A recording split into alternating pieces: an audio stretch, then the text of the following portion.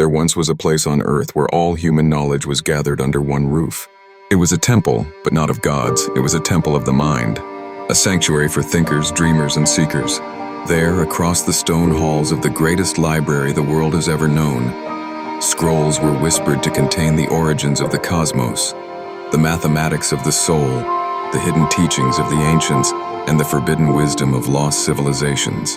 This was the Library of Alexandria, a monument to enlightenment in a world constantly at war with light. To speak of the library is to evoke more than history. It is to conjure myth, memory, and mystery. It was not merely a building nor a collection of scrolls. It was a flame, a fire lit by those who believed in the divine power of knowledge, who saw reason and inquiry as the path to immortality. And like all sacred fires, it was eventually extinguished by ignorance, by fear, by power. No single catastrophe erased it. No lone villain torched its soul. Its destruction was gradual, symbolic, and profound.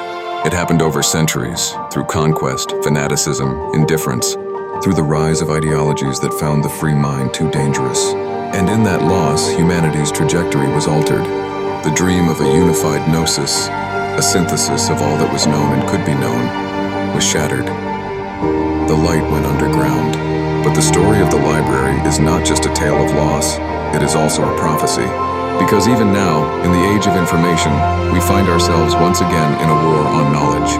Books are banned, minds are numbed, truth is fragmented, and wisdom is silenced by the roar of algorithms and propaganda.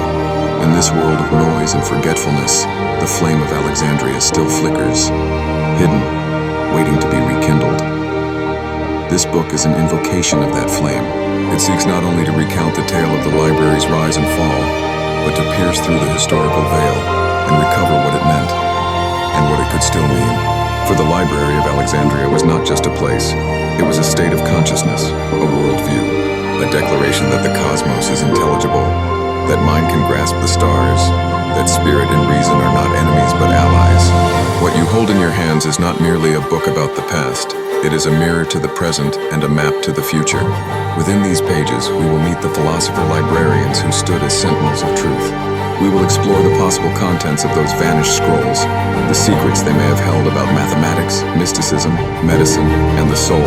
We will examine the forces that sought to erase it from history, and we will reflect on whether, even now, fragments of that ancient knowledge await rediscovery in caves, vaults, monasteries, or the minds of awakened seekers.